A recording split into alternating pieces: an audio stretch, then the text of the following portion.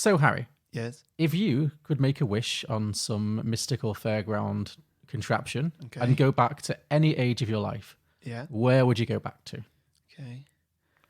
How pregnant is Louise these days? How pregnant is Louise? She's about 7.5 months, is she? 8 months then? 8 months? No, yeah. I'm just kidding. I don't know. I think sixth form was good. Sixth form, that was a good time for you, yeah? Yeah, I mean, I know it's the classic, like, yeah, if I redid high school, I'd ace it. Mm-hmm. No, I think that I just enjoyed it because about 3 or 4 months into the first 2 years of sixth form, I gave up. Yeah. And then it was great because I had just like a year and a half of just like, this is great. I'm just here having fun with my friends and I don't have to worry about anything. It's great. Life is going to be just peachy. Well, I guess it worked out. Yeah, So, no, absolutely worked yeah, out. So, yeah, that'd be my choice. So there you go, kids. Don't stay in school. Or if you do, but make no effort whatsoever, everything will be just fine. It works out. Yeah. Don't go to uni. Ooh. No, that's where it all goes wrong. Yeah. Some films are fine just the way they are. Other films sometimes take it way too far. But really, how bad could it get? Let's go beyond the box set.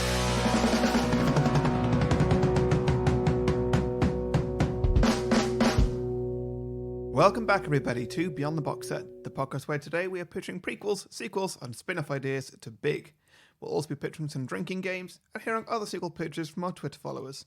But first, we're going to talk about some of our favourite moments from the original movie and catch you up with a bit of a plot summary. I'm Harry, the host with the most toys. Mm-hmm.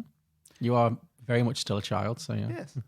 And joining me, as always, the host with the most grown-up job, is John Lucas. Yes, indeed, it is very boring. I literally work in a bank. Yeah. You know, you don't even work in a bank. No, I work for a bank. I don't work in a bank, yeah.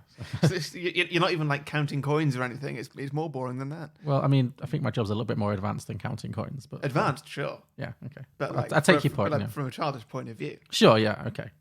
Yeah, I don't think many Try children... explaining to a child what you do. Yeah, I don't even know what you do. True. I'm a transponster. I've told you many times before. Yeah. Okay, so Big. Big, yes. Big choice. But it was a big choice. Well, I thought kick off our last 10 episodes. This is episode 240. We are aiming to wrap up on 250. Mm-hmm. So I thought, let's make these big episodes. And what's bigger than big? Yeah. And it's a classic, obviously. That's what I've wanted to do. It's been on my long list for a long time, and it just never quite came up. And Same. I could swear that we'd done it before. yeah, well, your memory, as we know, is destroyed at this point. Oh, it's so bad. So bad. There weren't any big moments, no pun intended. There weren't any moments in this where I had forgotten anything particular. Oh, good. I'm pretty sure I remember this all as it happened. Okay. So, Well, that's promising. Yeah. so good. I'm on the mend. Oh, that's a big relief for me. Yeah, this is that early onset dementia at the age of 27. That's a harsh one. Yeah. Yeah. Well, what did you think? Do you enjoy this film? Yeah, this is great. Mm-hmm. It's, oh my God, it's so weird. It's a film that should not work. It Yeah. absolutely should not work. This should be a horrifying train wreck of a movie. But damn it, it works. Yeah. I mean, I think a lot of it does come down to Tom Hanks. Oh, big time. He is, I mean, it's obviously, the man's a movie star, and he is so charming in this. And I think his performance in this is incredible. It's outstanding. Mm-hmm. Is this an Oscar-worthy role? It was his first nomination. Really? That's Okay. another notable thing. It was his first ever Oscar nomination in 1988, yeah. Absolutely. I mean, the way not just that he's funny and charming and like carries the film off really well, but the way he just physically embodies the child, you can really believe that him and that 12-year-old boy are the same. Fully commits. Yeah, I absolutely. love his commitment to it. Just like little bits where like they just walk up to the side of the road and then they just sprint across like with arms flailing everywhere. Yeah, great. exactly. A lot of the smaller, like charming jokes in this were also things that he improvised as well. For example, the scene at the big fancy business party. Remember the bit where he grabs a little baby cob and just starts chewing it like it's a giant corn on the cob? that was just something he made up, and they just like, hey, that's hilarious. That was great. Yeah, there's loads of little things. There's a lot of little things like that he added to it. Certainly, I think he's just great. He absolutely deserved the Oscar nomination. Maybe should have won. Who knows? Yeah. I mean, not that he didn't. He won 2 others later in his career, so he's fine. He doesn't need a third What did he one. win for? Forrest Gump? He won for Forrest Gump and Philadelphia. Okay. Yeah, which Yeah. fair, yeah, but I wouldn't be mad if he had a third one for this one. Yeah. This is also, before we move on, Philadelphia is on my It's on my list of never in hell am I going to do this on the podcast. It's way too. It's a good film, but it's way too depressing. Yeah, like I really want to watch it again, but just I Yeah. never have the feeling that like, oh, I really want to watch a really depressing film right now. He dies of AIDS at the end. There's nothing you can do with that. I mean, sorry, spoilers for Philadelphia, but like, yeah, it's way too much of a downer for this podcast. But he's very good in it for sure. Yeah. He was the original choice to play the role, as you'd expect, but he was not necessarily a sure thing because he initially had to drop out because of timing issues, and so several other actors almost played this role. The one who got closest, who ultimately turned it down at the last minute, Robert De Niro. Oh. What's that movie? Oh. How old is he in the? Like, He's a good 10 years older than Tom Hanks. He's like 75 now, and Tom Hanks is like 65. So no, it needed to be a young adult. yeah, it needed to be someone who was just 30. Which Yeah. I think is, I agree. I mean, obviously De Niro is a great actor, but I think it would have been very different. Like the tone would have been so different. Yeah. That would have been weird. Anyone else? Other choices, John Travolta wanted to play it. Okay, it wouldn't have worked, but I can see what they were going for. I can see it. He's about the same age as Tom Hanks. I think it would have been a lot more broad. I don't think he's got the right energy for it. Yeah, I just don't think I don't think it would have been as subtle. Yeah. He's a good actor, but I don't think he's got those like all those things we talked about. The Tom Hanks, the little things he brought into it. I think with John Travolta, it would have been a very broad comedy, and it could have been fun but different. Harrison Ford, which is just bewildering to me. Grumpiest 12-year-old ever. Like, what the fuck would that have been? How old would he have been as well? Like 50? He's about De Niro's age, so yeah, he would have been about in his 40s. Yeah. Very strange choice there. Yeah. no. I mean, he was a big star at the time, so yeah. And finally, the one who probably would have been the closest to getting it right, Robin Williams. Oh, yeah. That could have Absolutely. could have absolutely worked. Yeah, sure. And he did play to far less success a very similar film. Have you ever seen the film Jack? No. It's kind of this film in reverse where he plays a kid who has been born with a rare genetic disease. It's kind of like Benjamin Button, where he's aging back. No, he's not aging backwards. Sorry, he's a kid who's born with a disease that makes him age super quickly. So he's like aged. Okay. He's literally aged to the age of Robin Williams. This film came out in like 1990, but he is like mentally 10 years old, but physically like 45. So Got it. it's not a very good film, and it's certainly not as good as this. But Yeah, it's a similar concept. Because I've never heard of it. Yeah, Like it's it's a really interesting concept, and it would definitely work. But yeah, if I've not heard of it, it can't be good. I think it's one of those really treacly Robin Williams films that's just a bit too bleh. But, Yeah. but I could see how he could have pulled this off for sure. Absolutely, yeah. So that's probably the best one. But no, I think Harrison Ford. that is Jesus mind Christ. blowing. Yeah. I kind of want to see it. I kind of really want to see it. But Oh man. yeah. But I think Hanks was the only and obvious choice. Yeah. Yeah. So what had he done by this point? Because he's quite young, isn't he? Yeah, not much. He was on some TV shows in America. I forget the name of them. I think he had a couple of. I think Splash was before this. I think that was one of his big ones. But yeah, this was certainly one of his bigger breakout. A lot of his biggest roles was definitely to come after this. So Yes. he was still very much like a star on the rise kind of person. So yeah, not a huge amount. A few 80s comedies here and there. So he was a star, but not. Yeah, this was like a huge breakthrough for him. Yeah. Also, fun fact about this film, the first ever film directed by a woman to make more than $100 million at the American box office. Oh, So, nice. yeah, it was directed by Penny Marshall, who is a really interesting person. She sadly died a few years ago. She started off as a sitcom star herself, and then she directed A League of Their Own, which is another really, really good film. And I think she directed Awakenings, which was quite a good film with Robert De Niro. Yeah. So she went on to make some really interesting films. Oh, and Riding in Cars with Boys, which is a very cute Drew Barrymore film. But yeah, first ever woman director to have a massive hit film. Nice. Yes. And I think in some ways you can tell this film was directed by a woman. I think it's got that subtlety to it. The right nuance. Yeah, exactly. Though that being said, the women in this are all very strange. Well, yes. I mean, that is the main sticking point of this movie. Like is that, a lot of the male characters in this, I can understand those male characters, but there's about 2 women in it. well, there are only 2 women in it. There's but full stop. There's his mum, Yeah. who, like, well, to be honest, his mum's not strange. She's just not in it enough. I Sure, think. yeah. And if she was in it more, the film would be more of a downer. That's the thing, because the whole time of this film, which is generally delightful and very upbeat, I'm like, but spare a thought for his mum. Yeah, like She's going through hell. they've when making this film, they clearly had to make a decision on like where they strike that balance. Yeah, and I think they got it right. Yes, Yeah. they did, because they've certainly got a few scenes where they talk about that, or like There's a scene when like he first gets into the motel room, which I'd like to talk about Oh, later. well, sure, we will, yeah. So there's a few scenes where they touch on like the more sort of serious side of what's going on, but they know that no, this is a comedy and it's probably aimed at children, so you need to make this lighthearted and fun. But lighthearted and fun. But it is a film which I really enjoy. It lets the kids be authentic, like kids. Like there's f-bombs in this. The kids swear. Obviously, there's sex in this movie, which we'll talk about. It's a kids' film, but it's not pandering. Yeah. It's a family film. I think it's a film you can enjoy at any age. Yeah. But then the other woman in it is, of course, Elizabeth Perkins. Yeah. Yes, who? Well, There's a lot to unpack about what happens with her. Yeah. My God, I mean, if you've seen this and you know what's happening, then you know what we're going to say. It's the most famous thing. God, it's the most famous thing about this film. Yeah, but we'll talk about it. Don't, please. Sorry.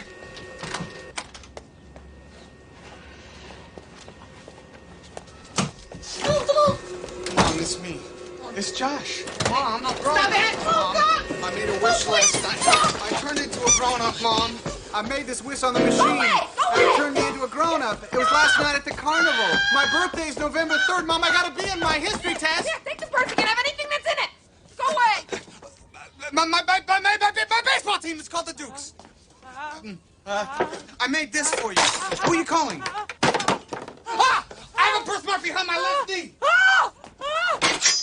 You bastard, what did you do to my son? I am your son, Mom. Where is my child? Mom. Where is my son? Mom. Police! without further ado, Should we go to a plot summary? yes. Great. So, yes, Big, Yeah. released in 1988, starring Tom Hanks as Josh Baskin, who, well, initially he's not played by him. I should probably credit the kid actor, because I'll say this, the two main kid actors, young Josh and his friend Billy, also amazing actors. Like, I was surprised neither of them seem to have done much since, but like I thought they were both really, really good. Yeah, and again, on IMDb, the kid who played Billy, like his photo is still him at that age. So that's never a good sign. Yeah, no, it's not. But like, he's really good in this. Yeah, he's great. Which, to be honest, is a good sign, because like he could have become a bit of a child star. This film could have definitely led to something bigger, where he's like a main character or something, like a Haley Joel Osment or something. And child stars often don't turn out very well. True. So this guy, he's done a great role in a very iconic film, and then he's been like, I'm done. I'm out. This is great. I'm Okay, gonna if that's the I'm going to case. go and live my life. That's just what I like to think. I've no Sure, idea. let's not So, look into it too yeah. deeply, because it can be depressing looking at kid actors. But yeah, hopefully they both just went on to very stable adult lives. But yeah, he's played by a guy called David Moscow, Josh, originally. As a 12-year-old boy, we're introduced to him playing this very oh-so 80s video game. I remember playing these video games. We had these in school where you have to like type in. They were so crap. They were unutterably uninteresting and slow and so limited in the choices. But he's playing this weird little video game where it's like an adventure in an ice goblin cave. And if you type in the right thing, then you can progress. And if you don't type in the right thing, you die or something. The wizard gets the you. wizard gets you, sure. Yeah, it pays off a little bit later. But he's playing this little video game. What I like about this film is it doesn't dwell too much. It kind of really zips through the intro. So this film could have been so much longer. it really could have been, and I'm glad it This isn't. could have been, it literally could have been a 2.5 hour film. If you think of the things they could have put in Yeah, this. today it would be. Yeah. And it would star one of the Stranger Things kids. Yeah. But yeah, it zips right through. So yeah, he's just a fairly normal 12-year-old boy. He's got his best friend Billy. He lives in New York, like suburban New York. He's got a crush on a blonde girl with a very aggressive side ponytail.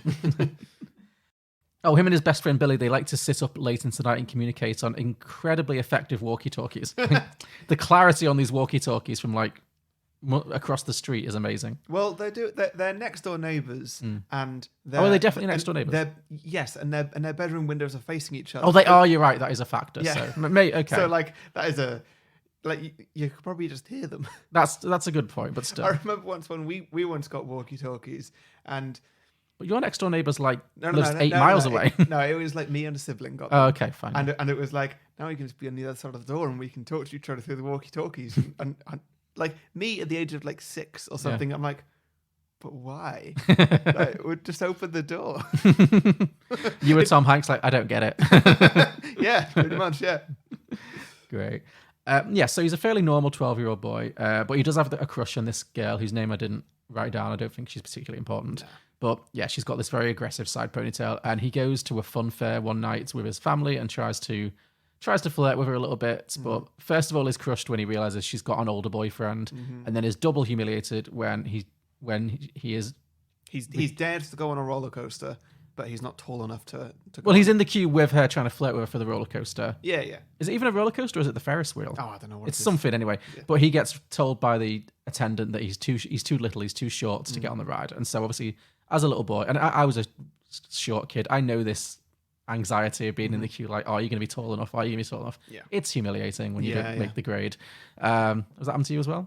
Not to my memory. Okay. Well, anyway, he has that very humiliating moment. He's obviously very upset, and he runs off, and he encounters this creepy, like retro fortune teller thing called a Zoltar machine. So you see them on. I think probably because of this film, they're still around today. Yeah. Because they are everywhere. They're just you put a coin in it, and you have to aim the coin into its opening and closing mouth. If you get it in its mouth, it grants you a wish. So he does that. He puts the coin in and he makes his wish. I wish I was big. Yeah. Which is very open to interpretation. I love that this film didn't take it literally, because that could have been an entirely different film. It would have been Honey, I Shrunk the Kid, or Honey, I Yeah. Blew Up the Kid. Yeah. So, yeah. Just It could have been any number of things, yeah. yeah. But he makes his wish, and then he notices that creepily, even though the machine is very much active and lights are going on and the mouth is going up and down, it's not plugged in.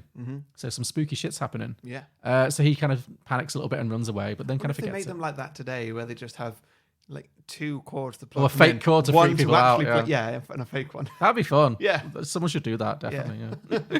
Maybe it's a tripping hazard, I don't know. Maybe. But, anyway, yeah. So Couldn't he... really do it with the British plug, because they always just stand upwards and then you That's stand true. on them. Yeah, and- that's the thing. That's what I Yeah. mean. It'd cause more injuries than it's worth. Yeah.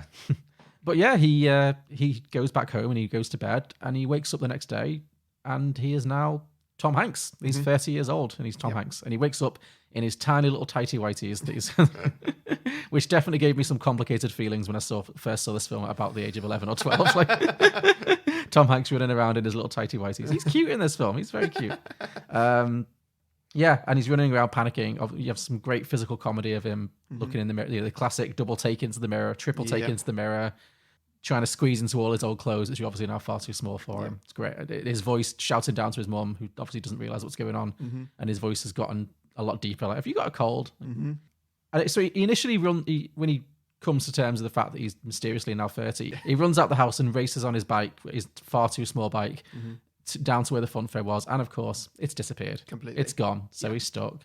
Then It's not disappeared like it didn't exist. No, it's just packed up and moved away. Which I was kind of expecting, but it's disappeared. Like, no, there's litter everywhere. There's a festoon still there. Yeah. But, they just packed up very quickly last night, and they are Yeah. gone. Yeah. Yeah. And then he makes the very foolish mistake of going back home and trying to explain to his mother what's going on. Yeah. And again, consider this from her perspective for a moment. Like, the mother, by the way, played by Mercedes Ruehl, who was in a film we did that I'm sure you have zero memory of, The Fisher King. Jeff Bridges. no. She played his girlfriend. She won an Oscar. It was Robin Williams. Well, it's a Robin Williams film, yeah. Was he homeless? He was homeless. Jeff Bridges is like a shock jock who... Jeff Bridges. Is it Jeff Bridges? The guy from Big Lebowski? Yeah. Yeah, Jeff Bridges. Yeah, he's the shock jock who causes Robin Williams' wife to get shot inadvertently, and then he gets... Mercedes Ruehl is Jeff Bridges' girlfriend. They run a video store together. They hire Robin Williams. She's very funny in it. No, gone. We did it like 4 months ago, seriously. Yeah, it's not even like an old one. Like, whatever. So she plays the mom, and she's very good. Yeah. And he's trying to explain that he's her son. Obviously, she is horribly freaked out that this grown man has run into her house and is just talking gibberish at him, but mentioning her son. She pulls a knife on him. Well, he pulls down his pants as well, which definitely doesn't help. He's like, there's a birthmark on the back of my knee. She pulls a knife on and like charges at him, which is pretty badass, really. She's like, what have you done with my son? And he runs screaming out and runs away, obviously realizing that was a terrible mistake. So his next port of call is his best friend, Billy, who's playing basketball, who also obviously gets very freaked out when a grown man comes into a changing room and starts grabbing him. Grabbing him and like singing aggressively at him. All these characters have so much therapy to unpack after this experience. big time. But he does eventually convince Billy of his identity because they have like a classic 80s secret best friend song with a handshake, with a hand, it's like, shimmy, shimmy, cocoa pop, all that kind of stuff. Yeah. which apparently Tom Hanks came up with himself. Really? Yeah. Yeah. What? It's me. It's Josh. Coach Mom! No! Shut up! I'm your best friend. Please, you gotta believe me. I'll prove it to you, right? Billy, please! Look, I'm not gonna hurt you! Don't do it, Billy Fred Capecchi! Look, I know I don't look like myself, okay? But something really strange happened, and I'm really scared. I need you to help me, my best friend! I can prove it to you! Oh! The space goes down, down, baby, down, down the roller coaster. Sweet, sweet baby, sweet, sweet, don't let me go. Shimmy, shimmy, cocoa bop, shimmy, shimmy, rock. Shimmy, shimmy, cocoa bop, shimmy, shimmy, rock. I met a girlfriend, a Trisket. She said a Trisket, a biscuit, ice cream, soda, pop, vanilla, top. Ooh, Shalina, walking down the street, 10 times a week. I met it, I said it, I stole my mama's credit. I'm cool, I'm hot, suck you in the stomach 3 more times. Yes, so he convinces Billy that they are. He convinces Billy of who he is, and then so they decide what they have to do is track down whatever happened to the Zoltar machine. So they go looking for it all through New York City. I think Billy recommends that they go to like downtown Manhattan, like the big city, because they're quite far out. So, Yeah. So they go schlepping around New York trying to find where this Zoltar machine is, and they have to apply. I love how they kind of squeeze this. Is it magic? But is it also how we're going to get this back again? Kind of. The logic to give the film any kind of conclusion. They file some kind of mysterious report to, like a freedom of information request to find out where this fun fair's gone next. Like, I guess there's no internet to Google where it's going. So, I guess, yeah. And they get told that they will find out in 6 to 8 weeks. So now he's stuck in this 30-year-old body for an indeterminate length of time, and he can't go home. So instead, he checks into a very sleazy motel, which I guess is the only thing he can afford. And again, this film goes like, it very much touches on adulthood in this. Like, there's prostitutes everywhere. It's a very gross hotel. And I think you were going to mention this. This is one of my favorite scenes from Tom Hanks, just in terms of his acting. His acting's insane. This is so good. So he's staying in this motel. Billy leaves, obviously. Billy goes back home. He's on his own in this dingy, horrible motel room. He hears gunshots. He hears screaming, like violence in the next room across. And he just sits on this bed and he just bursts into tears. And it's really sad and it's incredibly good. Like, but he bursts into tears the way a 12-year-old would burst, not like an adult. Like just the way Tom Hanks does it is the physicality of him crying is really good. And then he like rolls onto the bed and goes fetal. And it's just, it's heartbreaking for him. It's really, really good. Yeah, it is, because you just have to remind yourself every time that, like, oh, this is like a 13-year-old boy who's like lost and scared. First time away from home, and he's in like the worst, like geographically the worst place he could be right now. Sure. This is terrible and terrifying, and you know, his mum attacked him with a knife this morning. Yeah, he's been through a lot, this kid, yeah. And like he doesn't recognize his own body and stuff like that. Like it's I don't know. He just really acts it. Yeah, it's really heavy stuff. But again, you're right, this film, it has those moments that really make it special, but then it does pull back and keep on the right side of being fun and not just being a horrible, upsetting misery fest. So yeah, now he's stuck in New York for a while, so he needs to make some money, obviously, and so he applies for a job at a toy company called FAO Schwartz, which I think is a real American toy company.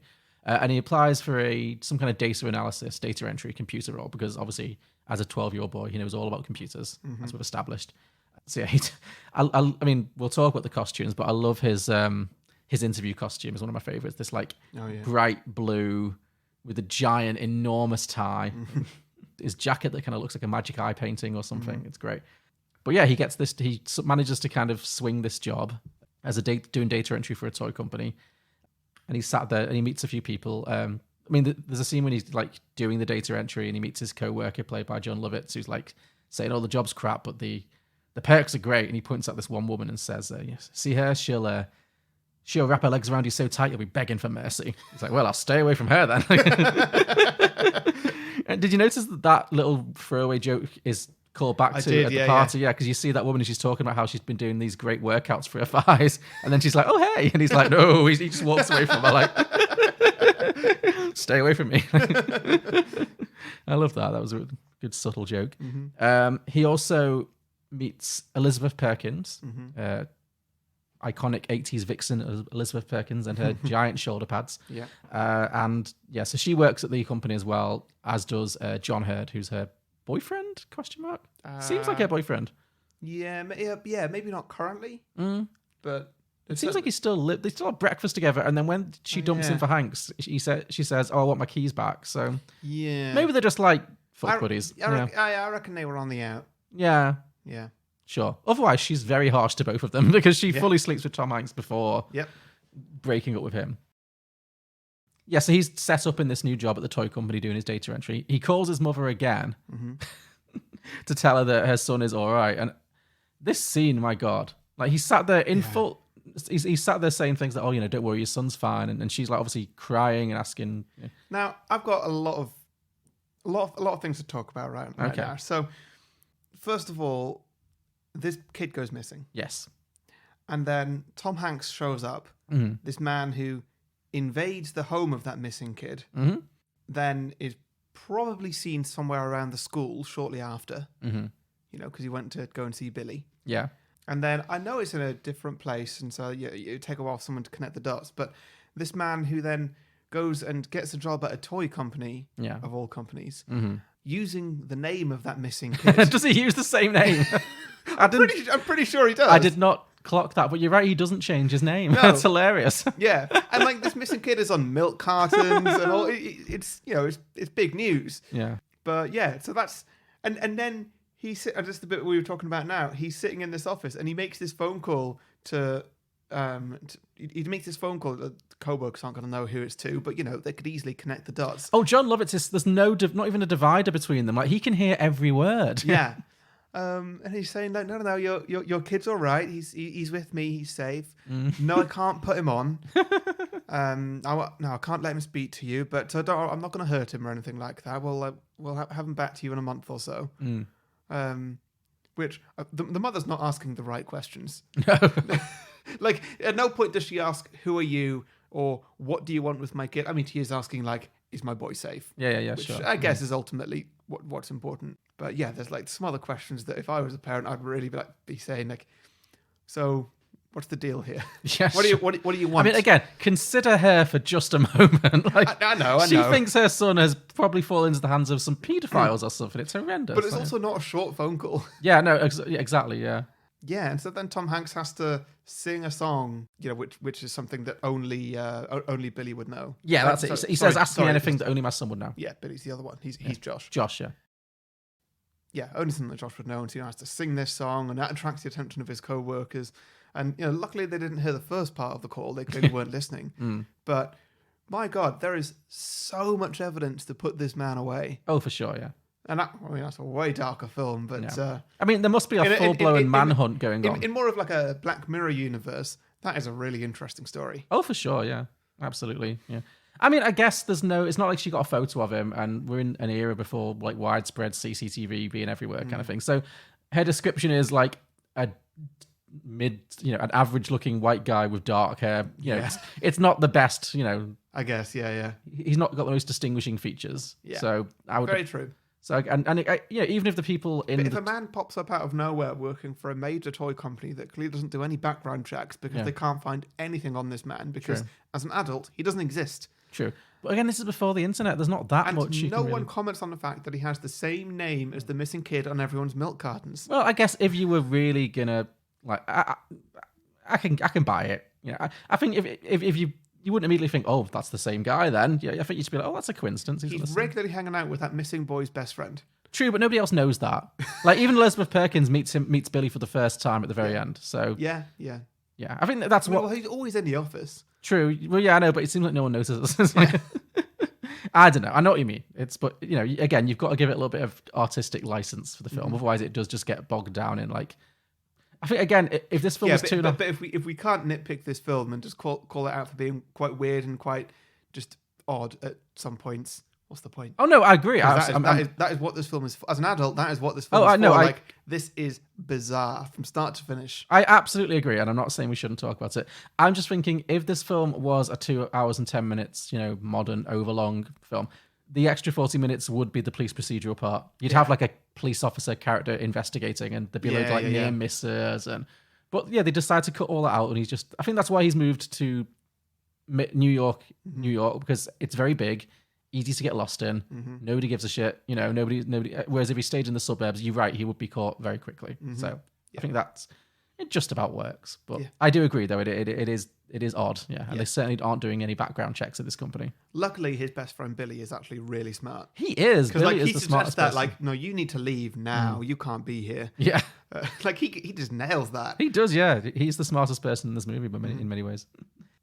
Also, just before we move on, is Billy just taking daily trips to New York? Yes, he is. He's there constantly. Yes. He's not going to school. You'd think if your child's best friend had just been abducted by a strange man, you would not let that kid out of your sight. God, no.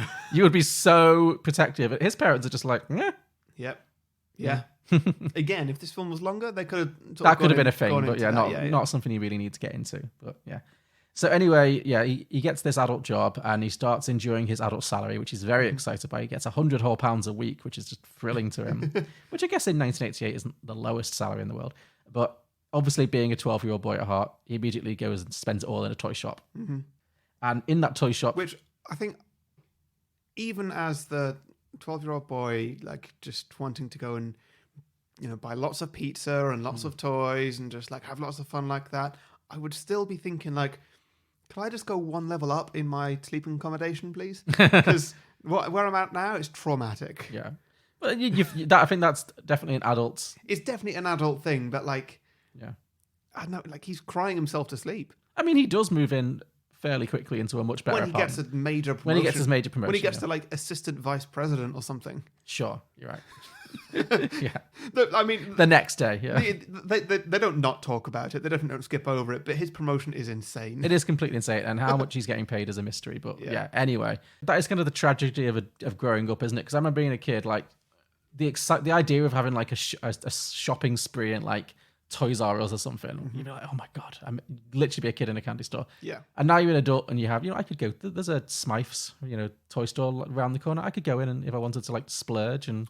Oh, I had a little shopping spree recently. Well, you're having a baby, so I guess you get to relive that excitement. So let me tell you. Oh, it was great, John. Where's Amazon gone? 1 second. But aren't baby toys quite boring? So my shopping spree, I got a mattress for a crib. Nice. I got some felt things to put on the bottom of the chairs that are scratching the floor. Mm-hmm. I got a pump for my car tires. Okay. I got 2 bed sheets for the baby, and I got some hand warmers for the pram. And then previous things, I've got tea and protectors for the car doors and a washing line and stuff like that. So exciting. Oh, it's fantastic, John. Thrilling, yeah. But the thing is, I got really excited by it. Yeah, but there you go. That's as an adult, you get excited by different things. But it's just funny that when it's you're a retractable washing line, John. Okay. It means I can put it away. All right, fine. I take it back. Clearly, the magic hasn't died at all. Magic of youth is still with you.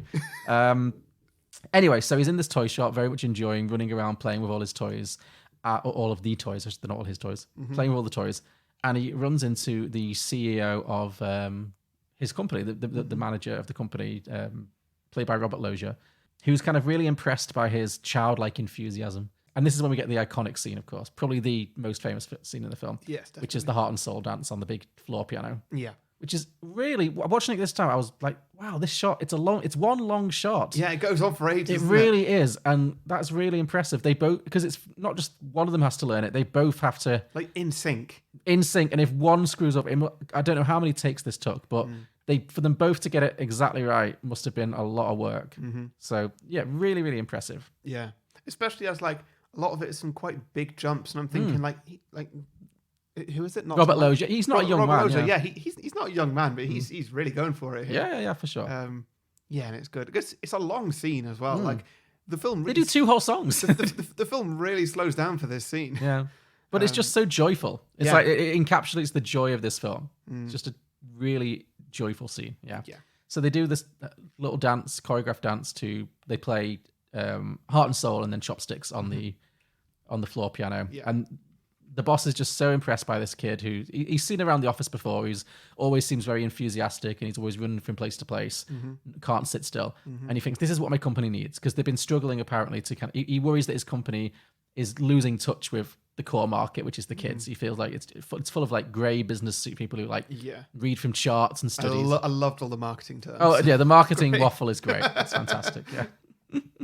But yeah, Yes, so the test audiences in foreign countries are up to 45%, Yeah, which is 20% higher than last year. And it's just waffle, isn't it? It's just pure waffle. It's great. but this means nothing. Yeah. But yeah, I think he's so impressed with him that he impulsively promotes him to vice president in charge of product development. From data entry to vice president in charge of product development. He can't have been working this job more than 2 or 3 days tops at this point. That is quite the meteoric rise. So he gets promoted. I mean, it's great. And this is another thing where they could have really spent more time on because what's his face? The ex-boyfriend just gets really... John Hurd, yeah. He just gets really bitter about this. I think I know he's the villain, but I mean, understandably so. Oh, yeah, definitely. But, like, there's never that confrontation with Rob Lozer about it. Yeah. Saying, like, I've worked for this company for 20 years. He's been there, like, 2 days. Yeah. Why did you promote him over me? Like, that never happens. True, yeah. But, you know, the answer is, well, sorry, John Hurd, but you just want it too bad. This guy, he doesn't want it, and he's really good at it. Yes, exactly. He's just effortlessly, childlike because he is a child. So, he gets promoted. John Hurd and Elizabeth Perkins are furious. Okay, you know the overall thing about this film that is the most unrealistic, I would say. Not the wishes, not the magic. It's the fact that nobody questions his mental health ever. No, I'm the same. There are so many scenes where it's like this person clearly has the mind of a child and is not. Well, I mean, the best part, I actually like. I did like an Edna Krabappel laugh when Elizabeth Perkins is breaking up with John Hurd and he says, "What's so special about this guy?" And she goes, "He's a grown up."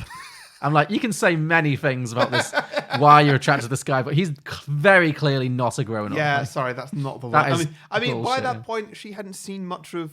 I don't think she'd seen his apartment by that point. Had she? No, she had. She Had definitely. she? She Oh, had, right, They okay. hadn't slept together, but they had the first stay over when they do the trampolining. And Okay, well let's get to we're that. we're circling that scene anyway. So yeah, it seems like he's getting paid a massive salary, also daily. Like most big salaries, you know, corporate would be monthly. Well, but maybe when you get a big promotion like that, it'll come with an advance. I can only assume, yeah. Just so like you're not living in a motel while you work for the first month while you're working as a vice president. You know what I'm thinking? What? I'm thinking Billy is negotiating for him. That's the scene we didn't see. Yes. Billy is like playing hardball. Like he'll accept your offer, Mr. Lozier, but he's going to want 100K up front. Yeah. Travel perks, company car, Yeah. health, company a dental apartment. plan. Yeah, all of it. He wants it all. Yeah. Billy is negotiating hard on his behalf, I think. Yeah. Yeah. So whatever, he gets all his money and he buys this enormous New York apartment, or rents, I don't know, but still an enormous New York apartment. It's a huge step up from the motel. And he just populates it. He decorates it entirely with toys. It's like as a 12-year-old boy would decorate this apartment. Is a 12-year-old's fantasy. So we get this great montage of him decorating it. He's sleeping in a bunk bed, all this kind of stuff. And again, he's writing these letters to his mother, which are so bleak. Like they're so bleak. These letters, like they say, I'll be able to come home soon. Actually, I'm not having a bad time. Like, you know, maybe it'll even be better for me. Again, consider his mother for just a moment. She'll be like, oh my God, it's a cult. He's been kidnapped by a cult. Yeah. It's 100% a cult. Like, terrifying. But Would his handwriting be the same? that's a good question because his whole body's changed. Yeah, but I mean, it's muscle memory. Yeah. But his muscles are different sizes now. yeah, I So- feel like maybe it would stay the same. How's your handwriting now compared to like you as a 12-year-old? Oh, I always had terrible handwriting. And now, actually, now you still have the handwriting of a messy child. Exactly. Yeah. No. It Yeah. always. No. Honestly, my teachers used to think. I've seen your writing now. It's ridiculous. Yeah, I don't get it. No, my teachers thought I had. Mine's messy, but in a grown-up way. Yeah. No, that's fine. My teachers did think I potentially had some kind of dyslexic tendencies purely because my handwriting was just scrawl. Like it was always this bad. So I think I had the same. I got 30% extra time on all my exams because of bad handwriting. wow. All my GCSEs, AS levels, and A levels. That's what I never got that. Yeah. That's when you actually are diagnosed as dyslexic. You're not dyslexic, are you? No. Okay. I got it was for bad handwriting, specifically bad handwriting. I had to do a specific test where like I have to write out a passage of text in 15 minutes and then write out the same passage of text in like half an hour and just prove that like, oh, if I've got more time to do it, then it can be much neater. Oh wow, I didn't know that. But like the teacher who monitored me doing the test, just said like, just make sure you do it really neat on that second one, and then you'll get this. Like it's easy. What a jip! My teacher never gave me extra time. My exams were illegible. And you know what? Barely ever used it. No. It's not even because I didn't need it. Like sometimes I did need that extra time, but it just got towards the end of the exam and like, well, everyone else has left and I'm a bit bored. Your effort levels, oh my God. So anyway, yeah, he's writing these horrifying, bleak letters back to his mother. I even got it on my Welsh speaking exam. There's no writing in that. You got an extra half hour. How does that make sense? I know. Oh, God, the school system these days. Anyway, so he decorates his apartment, spins this crazy lie to his parents, and then we have the business party. There's some kind of big flashy party for the business that he goes to. Everyone's there. Robert Loggia's there. Elizabeth Perkins is there. John Heard is there. Everyone's there. And he turns up. Tom Hanks turns up. Josh turns up in a white Liberace tuxedo. Like, it's great. Again, everyone's laughing at him. He's obviously rented this tuxedo. I like how he's never embarrassed by people making fun of him. He's just like completely clueless. Like, Yeah, you're right. It's not embarrassment. It's just he just doesn't know. Like he sees the mean people sort of laughing at him, and then do you notice that he like checks his flies and stuff? yeah, he doesn't. Yeah, he doesn't think, oh my God, this outfit is way too gauche. He's just like, he thinks, oh my God, am I flying low? Or like, like when the boss compliments him, he's like, well, I rented it, but I tied the bow tie all by myself. Like, it's so charming. But yeah, he's at this party, and Elizabeth Perkins is getting very bored by all the boring suit people, and she decides to just go and make a pass at him. So she kind of makes a pass at him. I mean, many red flags here. She hands him some food and he just spits it out, which is you're right. I think the thing with the scenes where she's hitting on him, it really requires a huge leap of faith from the audience. Just be like, why is this very put together, sophisticated lady finding any of this attractive? Yeah. So like, first of all, he goes up to the food thing and he does that great thing that kids do, which is like take one bite from something and then just put it back. Yeah. Or just put it somewhere else. Or like, the bits of the food that you don't eat, like cherry stones or whatever. Sure. Like where do you put them? I'll just put them back in the bowl. Yeah. Gross. And like double dipping and stuff like that. Like it's disgusting, but it's exactly what kids do. Yeah. And then she gives him some food. He hates it. He like beluga. Yeah. like instinctively spits it out onto the carpet. She looks a little bit shocked, and then he's just like sort of screaming and just like throwing napkins in his mouth and stuff. And then she's like, immediately her next line is like, hey, want to go back to my place? Yeah, like, what? Is this what works for you? This is strange. Yeah, maybe that's just her fetish. She's like, oh, dirty boy. There's something with her, definitely.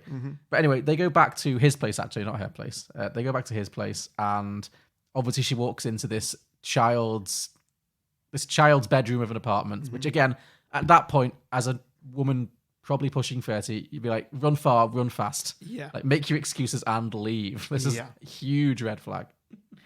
But she does not. Oh, he has his own Pepsi machine. How much has he earned in 2 weeks? He literally has his own Pepsi machine. Don't know. I'm not sure we should do this yet. Do what? Well, I mean, I like you and I want to spend the night with you. Do you mean sleep over? Well, yeah. Okay. But I get to be on top. So they spend the night, but they don't sleep together because he's completely clueless that that's what she's angling for. They do have some very fun times on the trampoline. I love that he's got a bunk bed. Yes. Like, who wants? I'm missing if this was a thing that young boys want, but like, who wants a bunk bed if you don't need a bunk bed? Oh, I don't know. If you can get on the top bunk, that's quite exciting. Well, what's the point in having the bottom bunk? Because you're on the top bunk, you're elevated. Now I can see that. Okay. Why not just get a tall bed? Well, you want it in case a friend has to have a sleepover. You want to utilise the space. Yeah, bunk beds are cool. Fine. But you know what? When he did that running leap onto the top bunk, I was like, is that thing drilled into the floor? Yeah, that's a good point. It would just go up. Yeah. And then Tom Hanks breaks his wrist. Yeah. But yes, so they have the very charming scene where he encourages her to do the trampolining, and she gets quite into it in the end, and she starts to discover her own inner child a little bit, and then she kind of gets into bed and expects. You notice what she was wearing as well? like a black. It was like a black cat suit with a tutu on it. Yeah, well, it was a very 80s look for sure. Yeah, It was very strange. yeah. So then she gets into the bottom bunk and she's anticipating that they're finally going to have sex, and he obviously just blithely jumps onto the top bunk and gives her a little compass ring thing to play with, and then he goes to sleep. Yeah. And she's like, oh, that was interesting. Yeah. And at that point, again, you're not questioning his mental health here. Like, Yeah, for sure. These are he's so many clearly red got flags. the mind of a 12-year-old. Yeah, exactly. This is not a moment to think, oh, I can definitely get this guy into bed. Give me a few more nights of trampolining. We're gonna be knocking uglies. Yeah, like, no. But understandably, if they are in fact in a relationship, John Hurd starts to become very threatened by Tom Hanks, not helped by the fact that he's also undermining him in the business meetings because he keeps contributing. Like, John Hurd's trying to sell this very boring looking toy, which is like a skyscraper that transforms into a robot, which I agree is a very boring toy. Yeah. Which I guess that's the point. And Tom Hanks is like questioning what the point of it is. He's like, I don't get it. What's fun about that? And so John Hurd is just hates him. He already is prone to dislike this guy who's taken his office, has been promoted ahead of him, and now he's undermining his big marketing scheme for the year. So he really doesn't like him, and he's also potentially like getting in with his girlfriend. So he takes him out to play racquetball. I don't understand what this sport was. It's like squash, but with small rackets. It seemed like they were just hitting balls against a wall, but That's squash. that is squash. Yep. Okay, fair enough. Well, they play squash or something. Yeah. And then they get into a disagreement about the rules. Tom Hanks accuses him of cheating, and then they just have a full-on fight. It's so good. It's a really good, because then John Hurd actually does regress to being a 12-year-old himself, and they're just like rolling around on the floor, and he basically beats him up. He beats Tom Hanks up. Yeah. And then But I love that what we see of it, Tom Hanks is just absolutely nailing, like, keeping the ball away from him. Yeah. Because he's just like, give me the ball. And Tom Hanks is like, no, it's over here. Go and get it. Yeah, exactly. He's being infuriating in that way only a 12-year-old boy would be. Yeah. So then, John Hurd beats him up and gives him a bloody nose, and Elizabeth Perkins is so angry that she breaks up with John Hurd there and then. It's like, he's a grown-up. Sure, Jan, sure. Then Tom Hanks takes Elizabeth Perkins to the fun fair again. He finally gets to ride his roller coaster, I guess, because he's big enough now. Yep. And then they go back to her place and they finally have sex. So weird. So, like, because the scene is slow, and all we get is her taking her top off and revealing her bra, him like touching her breast. Yeah. And Well, you've never been able to touch one before. So. No, I get it. I get Yeah. it. And like, turning the light on, keeping the light on and not off. No. Like, fine, do it, imply it, but the scene is way too slow. And it's like, oh, you're really lingering on the fact that this 12-year-old boy is touching your breast. Well, she doesn't know. She should. Well, I mean, this is the thing. Like, I don't mind the scenes. I think it does a very good job of like showing what a 12-year-old boy might be like if put in that situation. It's like, there's something quite weirdly innocent from his perspective, how he's like say he's just like touching her boob. Like, oh, it's a boob. I can touch a boob. Like, but why put that in there? Like, because I feel like that's the only scene that kind of makes this film not quite watchable for a lot of children. Oh, I disagree. Do you? Yeah, because as a child, you're not thinking from her perspective. Like, as an adult, we're thinking, oh, wow, she is basically about to commit statutory rape. Unknowingly. Yeah, you're right. But as a kid, you're not thinking that. You're in his headspace. And like, I am now just thinking of the amount of films that I saw while quite young that I later realised had sex scenes in them. Exactly, yeah. So, no, you're right. It is fine. I think I like this scene because it's... Yes, it's weird. The more you think about it, the weirder it gets. But also, it's one of the most memorable scenes. And I think it's done as nicely as is possible under the circumstances. But was it necessary? I think it is, because I think it's a really good... I'm also getting flashbacks of the whole situation in Old. Yeah, sure, yeah. It's got similar themes. It doesn't... It's not a million miles away, yeah. Yeah. But I think it stops at... It shows you just enough, and then, I'm glad it didn't go to like a full frontal sex scene. God, like, that would have been something. But instead we get one of the all-time great comedy cut scenes. Like, we get a very tender moment of him cupping her breast and, like, exploring a little bit. And then it's like, bam, like, happy music, the lift door opens, and he's just strolling through the toy store. He is skipping through. He's the happiest 12-year-old boy trapped in a 30-year-old man's body that has ever been. Yeah, he is thrilled. Yeah. Now, at this point, I really wanted a separate scene of her talking to her girlfriends about what... I want to know what she thought of that night, because I mean, he can't... we already know he started weird with the cupping, and like from her perspective, what was that night of? I mean, it can't have been terrible because they end up dating, they get into a relationship, but I guess but yeah. Yeah. Yeah. I really want her to be sat. This one was really missing her perspective. I wanted her to be sat in the break room, like they're all smoking, and she's just like, "Wow, yeah, I had a really weird night with him from accounts the other night. Jesus, yeah, new vice president, weird. He's into some weird stuff. Like yeah. I don't know. That I just again that probably would have been making it a bit too graphic. What was going on? I think so. Yeah, like because that does put you in her headspace. Because now you're making me imagine it. Yeah, and I don't want to. Sorry. Okay, fine. Yeah. Consider Elizabeth Perkins for just a moment. So yeah, then they get into kind of a relationship. They're a very grown-up relationship, and they're going to dinner parties, and they're sitting together and having breakfast together. It's all very loved up.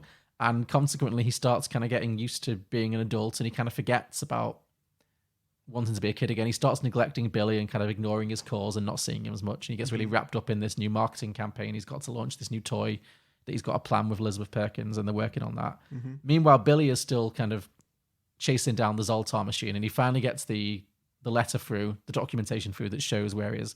Because I guess this magical, mystical, wish-granting machine also just files its land tax registry on time. Like, it's just, what's the paper trail? What is this paper trail? I was really confused by it, but absolutely no idea. Yeah, but it doesn't matter. So Billy finds out where the Zoltar is, and he's very excited, and he rushes to Josh, but Josh doesn't really want to hear it because he's too wrapped up with his girlfriend and his job and his life. And they end up having a fight. I think this is where Billy tells him says like "fuck you" or something. Like he really drops an F-bomb. I was like, good. Yeah, absolutely. Yeah, it's like the Goonies. I love a kids film where the kids are allowed to swear. So yeah, he has this argument with Billy, and they have a falling out. And that does kind of cause him to realize that he does miss being a kid. He kind of has a nostalgic autumnal montage walk where he's just watching all the kids doing all the fun things. Yeah, and I think he realizes that actually he needs to go back. And he tries to explain it to Susan. He's like, there's something I've not told you before. I miss my family. And she's like, oh my God, you're married. Yep. And then he's like, no, I'm not married. I'm a child. And obviously she's not connecting, because why would she? Why would she possibly think that's what's going on? That's the last thing she wants to confront. Yeah. So she thinks he's just like trying to weasel out of the relationship and dump her. So she's obviously understandably furious. Yeah. I was like, the question of whether he's gay never pops up. No. Because again, it's like this idea, it seems like he's never touched a woman and he's 30, and he's not that gay people have the minds of children, but there's a certain childlike delight. John, that's a terrible thing to say. I think in some ways we are sometimes able to enjoy the more childlike things for a bit longer because we don't get bogged down with kids and families. So I don't know. Doesn't come up. But anyway, yes, so she's very furious, but they still have to do this pitch meeting together for this big product that they're launching, which is based on the video game that he was playing at the beginning. Yeah. And it's a animated comic book, choose your own adventure, kind of interactive choose your own adventure kind of thing is the idea of it. So they're pitching it. Obviously, John Hurd is being really smug and trying to undermine it, but actually, it's a really good business case, they're nailing it. Yeah. Everyone's really on board for it. But in the middle of it, Josh realizes that he can't keep pretending anymore, and he just walks out the mid-meeting, and then Elizabeth Perkins tries to continue it, but then something in her mind, when she's explaining why this toy would appeal to children, and I think John Hurd's like, what kind of kid would spend 20 quid on that? And she's like, well, actually, I think a kid would. And then, I don't know, something in her brain is like, oh my God, he was telling the truth. He must be a child. It's the only explanation. It's the only reason he's so good at this. He is a child. Yeah. So, I mean, it's weird that she makes that jump to believe him. And it's also weird that Billy believes him, like, right at the start. Like, I get it. He knows the song. Yeah. And, he's talking like him and whatever. But imagine you live in a world that is just a normal world, and there's no magic or anything. And there's never been any sign of anything like that. And then this person who looks nothing like the person you know comes up and says, hey, I'm that guy. Yeah. I'm your best friend, even though I look nothing like him. Yeah. You going to believe that? No, but again, even if they tell you like every little secret that you know that only you share. Yeah, sure, yeah. Would you believe them? Probably. I mean, not as a 35-year-old, but maybe as a 12-year-old, I would. You're a bit more open to magical thinking. I don't know. Good point. Yeah, but also, the film has to not dwell on these things, otherwise the plot's never going to go anywhere. He's just going to up in jail. So yeah, then we see Josh walking out of the offices, hails a taxi to the location of the fun fair.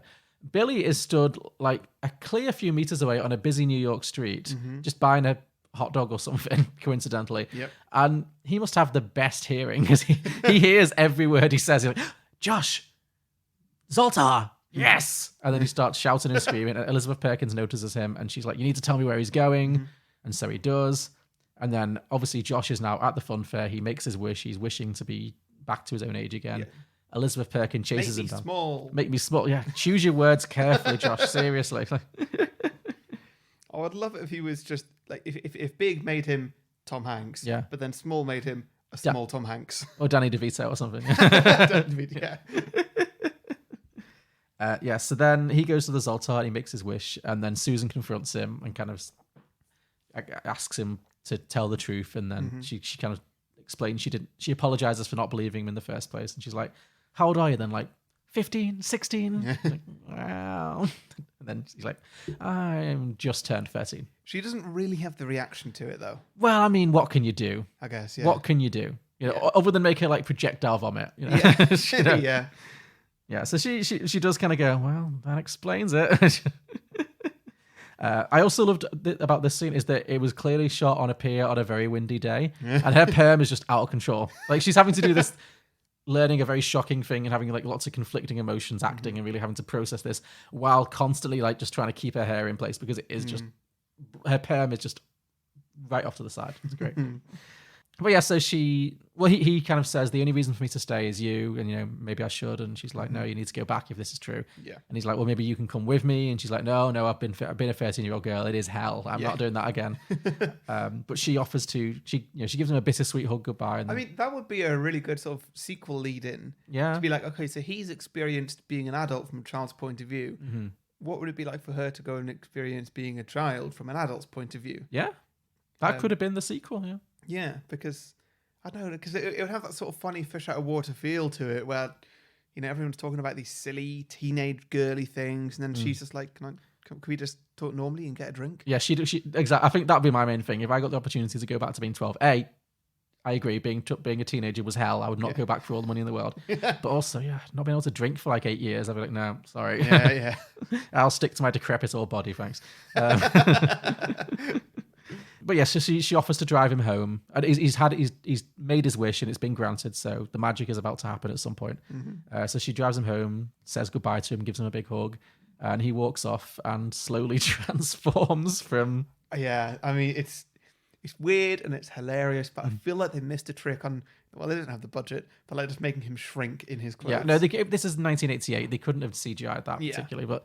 He does shrink, and he's still wearing his like grown-up Tom Hanks suit. So now he just looks like Vincent's adult man. Yeah, in his oversized suit.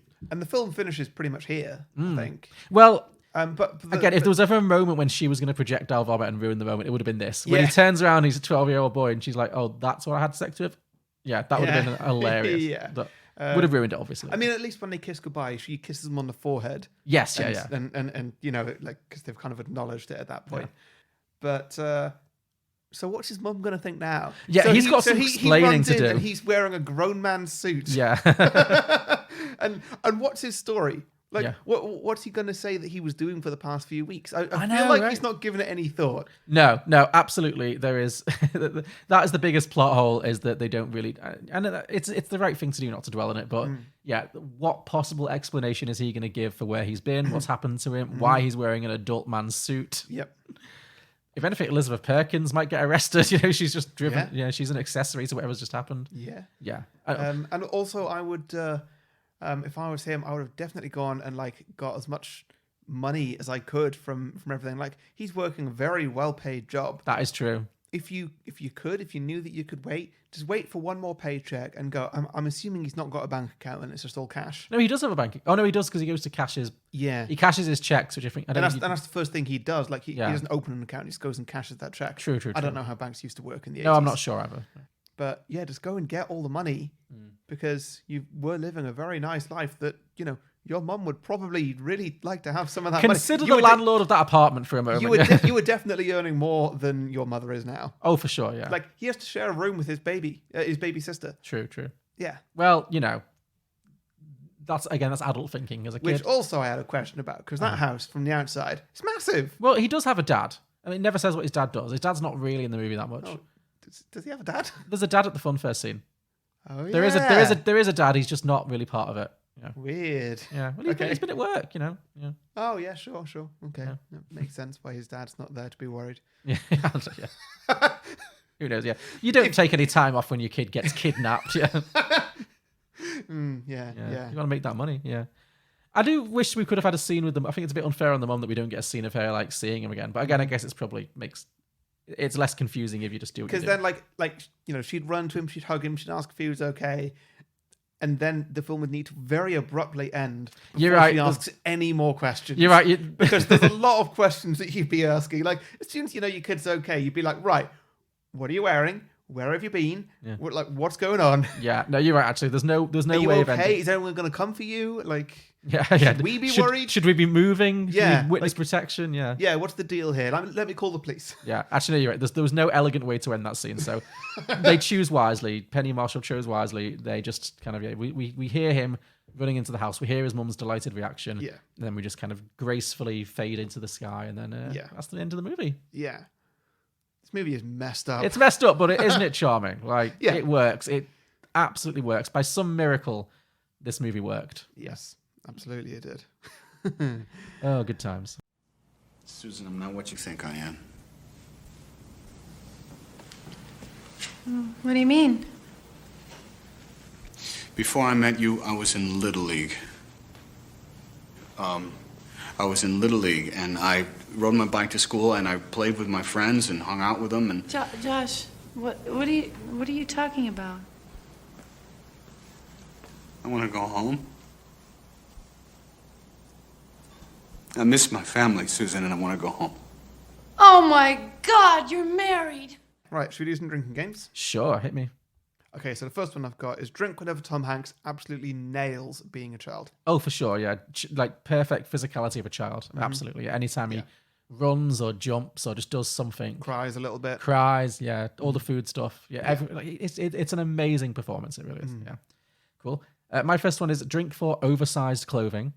Okay. I mean, it's the 80s. So I'm not just talking about when he's a kid wearing an adult's clothes. I mean, just in general, like everything was so large. They're wearing such big jackets, and all his suits are too big, which I think is like a costuming joke because he obviously doesn't know how to dress himself properly, so he's buying suits that are just a touch too big, even as Tom Hanks. But like everything's so big. Yeah. Elizabeth Perkins' shoulder pads. I mean, that's its drinking game in itself.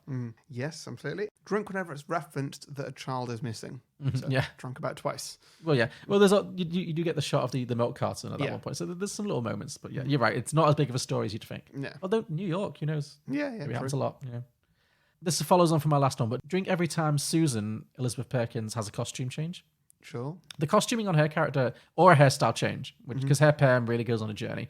But yeah, the costuming on this is actually really clever for her, I think, because in the initial scene when she comes in, when he's in the job interview and she kind of storms in and she's like chain smoking and complaining, she kind of looks like Elvira, Mistress of the Dark. Like she's in like this long black dress. Her bun is like, her hair's tied so tight. She's really pale. She's got like a bit too much makeup on, and it's like very 80s scary. But then as the film progresses and she kind of gets into a relationship with Josh, she like her hair gets looser. She wears like looser, more comfortable looking clothes, and it's like and her makeup gets a lot softer. And I've read about this; it was a deliberate choice. It's like showing how he's letting her express her inner child a bit more because she has been so kind of uptight. So it's really well done, and she does have some fabulous outfits. So, Yeah. Drink whenever Tom Hanks looks longingly yet creepily at random children. Yeah. It's definitely one of those things where if you were the parent, even if you didn't know that there was like an abductor on the loose, you'd be like, "Come away, children." There's a dirty old man In a long coat. in a long coat, staring wistfully at us. Close the blinds. It was quite strange. I know. Yeah. Again, if this film had starred Robert De Niro, Oh no. stuff of nightmares. Stuff of nightmares. Drink. I mean, this is another very obvious one. Drink every time a character overlooks a clear red flag that something is not right with Josh's mental state. Yeah, absolutely. Yeah, I've got drink for all the weird sexuality of this 13-year-old boy. I don't think it's. Do you mean like every time he's staring at women's boobs? Well, more sort of. Because that's a lot. It's more the stuff towards him.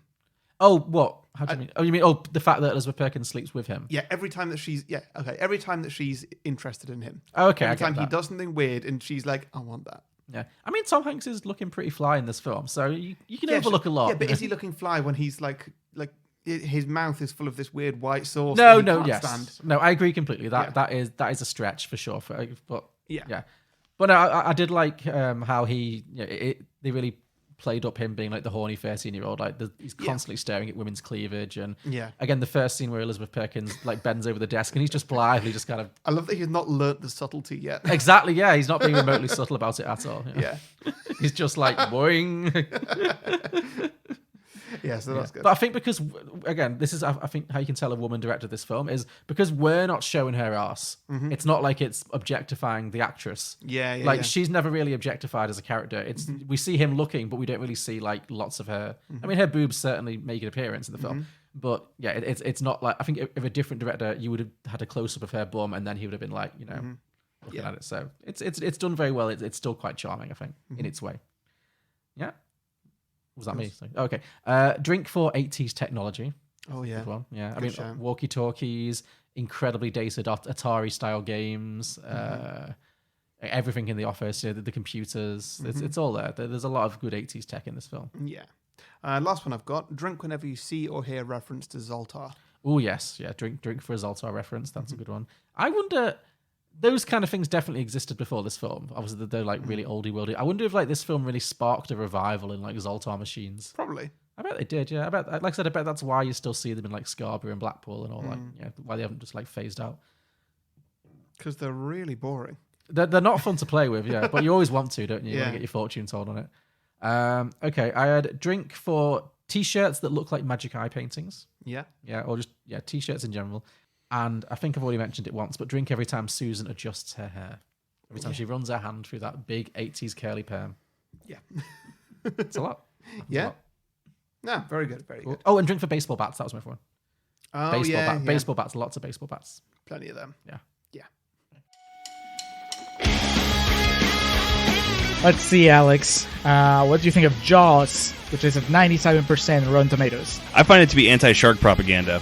What do you feel about the Entourage movie, which is at a meager 33%? I think they finally got Hollywood right. How about It Follows, 97%? Worse than your parents giving you the sex is evil talk.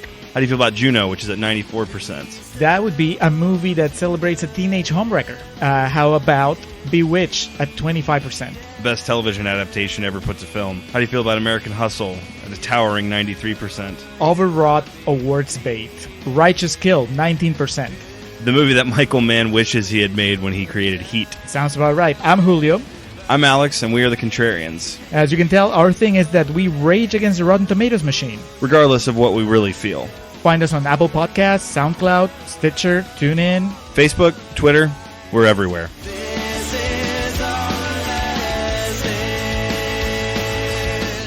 Okay, Sean Connery. Okay, so sequels. Do you want to go first? Yeah, sure. Okay. So while trying to think of a sequel idea for this, I thought there's only really two ways that you can go because of this film's weird sexual thing that happened.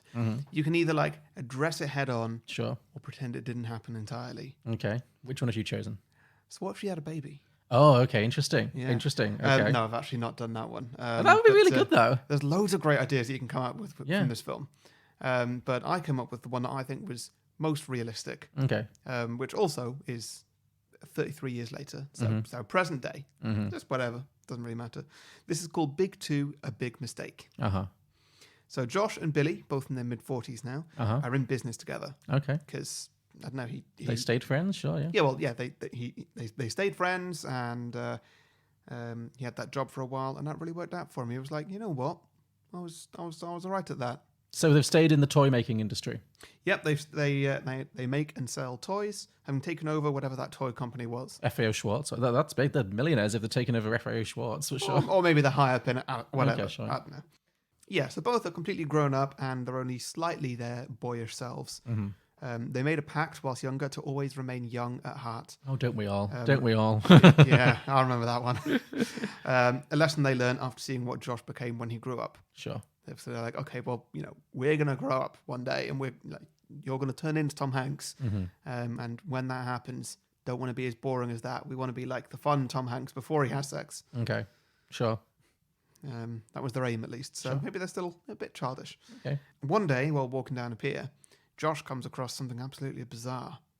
It's the Zoltar machine. Oh, no. He finds it again. He looks around to see if there's anybody else around. The pier is mostly empty. No one's really looking his direction. And he says to himself, I've had 30 years to think about this. And he swiftly picks up the whole machine and waddles off with it, taking it home in his pickup truck. Wow, okay. I have all the wishes. Well, yeah, like imagine, like, this happened to you when you were a boy, and then you never see it again for 30 years. Yeah. And you're like, well, what would happen if I found it again? Like, what would I wish for? Like, wish for more wishes or something? We'll just take the machine and just, now it's mine. Now I have all the wishes. Not even plugged in. You can just pick it right up. Exactly, yeah. So, yeah, it's his now. Okay, great. I like this. This is good. This is what I would do with it.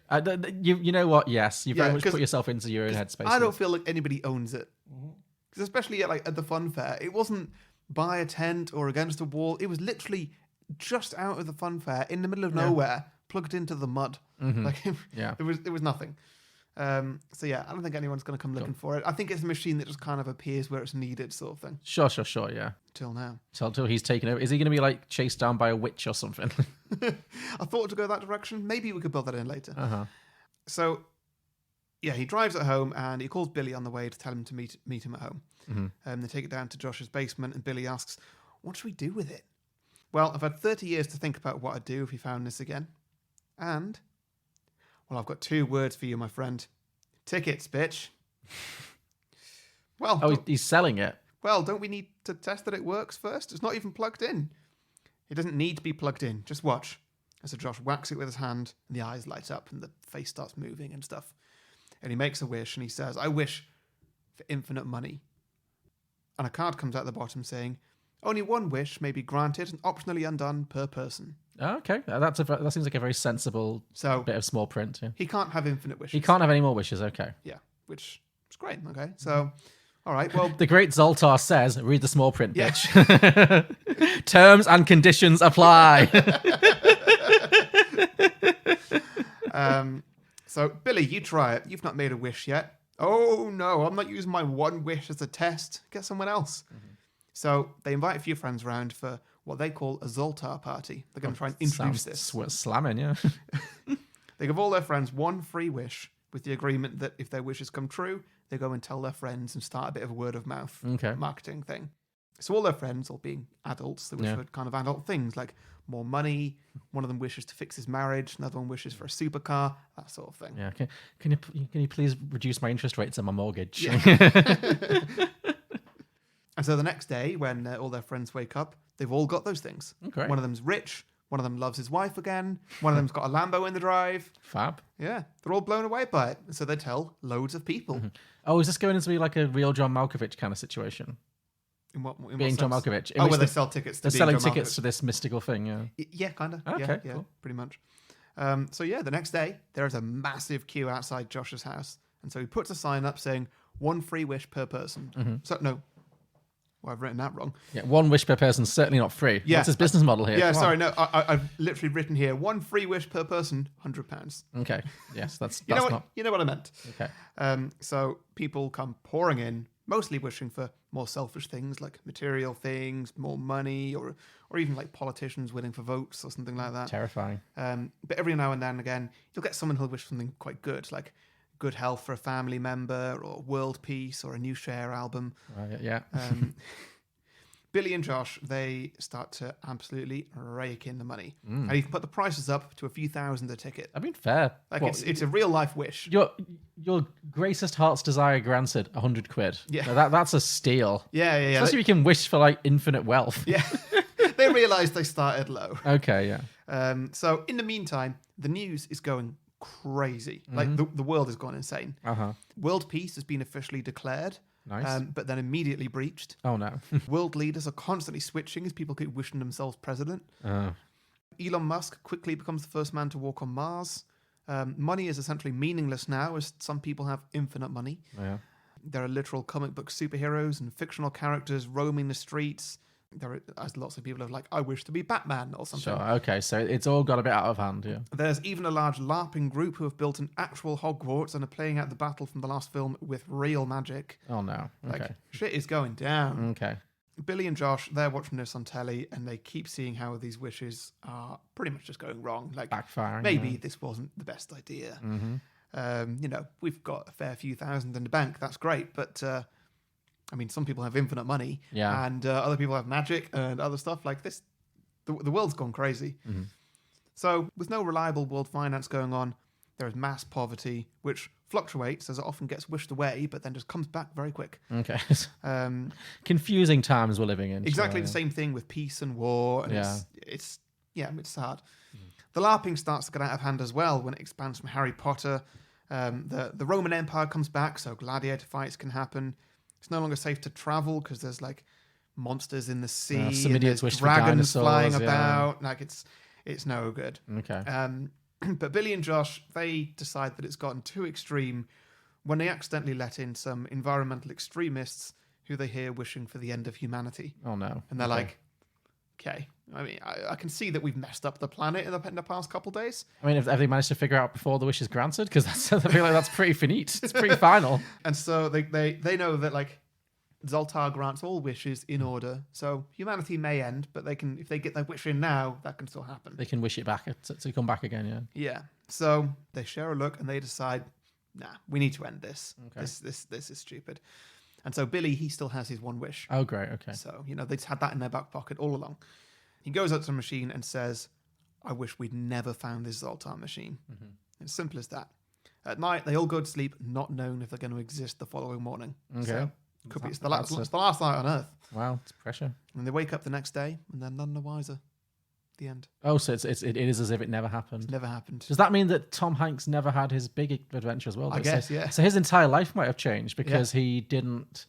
That formative experience of spending several weeks as a growing man in his childhood, that never happened to him. So maybe his life is very different. Maybe Elizabeth Perkins' life is very different. Like you could really, if you wanted to do like another one, you could really go into that, like how it's like the butterfly effect, isn't it? Like a small thing that happens in your life, a very significant thing that happens in your life. You become an adult for a month. Yeah, that could really have changed everything about their lives. Maybe they're not friends anymore. Billy and Josh aren't friends anymore. Yeah, maybe. Could all be. Yeah. Cool, interesting. So that was Big 2, a big mistake. Big 2, a big mistake. There were so many different directions that I could have gone in. Sure, yeah. Like I did like the idea of her having a baby, just because that kind of makes it a bit weird. But I didn't want to. It just because you've really got to get into some quite dodgy territory. It opens a whole lot of boxes that you might not want to look into. So yeah. So I didn't want to do that, and I also thought about. Zoltar grants wishes to somebody else, like completely different characters, and just interprets what they say completely wrong again. Because, in this one, he wishes to be big, by which he means I want to be like 3 inches taller. Yeah, I think that's what he really meant. I don't want to be 30. True. Yeah. And so, what if somebody says like, I wish to be thin? Yeah. And then they're like, a skeleton or something. Olive oil. Yeah. I've not given it a lot of thought, but there's a lot that you could do there. Sure, just a crap genie. Yeah. Yeah, definitely. That could be something. Very good. So I have 2 really small ideas. Elon Musk's wish. I wish to go to Mars. And you didn't wish for a spacesuit, so you're screwed. Yeah, or maybe he goes to like a Mars factory or something. Yeah. Just gets a load of chocolate. I don't know. Okay, so I've got 2 small ideas and then 1 slightly bigger one. My first one is just, we've already kind of discussed it. It is the same film, but from the perspective of his poor mother. Right, yeah. So it's just a very bleak, kind of Broadchurch style police investigation. The police get involved and how there's like a manhunt through the whole town for these missing children and rumors of a cult. And Billy's acting very suspiciously and they're questioning him, but they can't take him in because he's a minor, but something's definitely wrong. And I just think it could be like one of those like hard-bitten kind of HBO style or BBC style procedural dramas. Maybe even as like Broadchurch season 3 and David Tennant is brought in. I don't know. Yeah. That's all I had for that. Just that's the big 2 that disappeared. My second idea is an adult Josh. Maybe it's like 10 years after the original. Not too long after the original, like 5-10 years. He grows up a little bit and he realizes that his adventure comic book, interactive adventure comic book idea is now everywhere. It's in stores everywhere. It's a multi-billion-pound success story. Oh, right. Okay. Yeah. Yeah. It's interesting. And he reads in like Forbes magazine or something that like, Mr. Efrio Schwartz has maybe stepped down and Josh Hurd's taken up and now he's a multi-billionaire because it's an amazing idea. Maybe Elizabeth Perkins married him or something. So they're like the richest business couple in, they're like Bill and Melinda Gates. They're like the richest business magnates in the world. And it's all from his idea. And he's like, I got screwed. I didn't see a penny of that. And so then he has to prove who he is.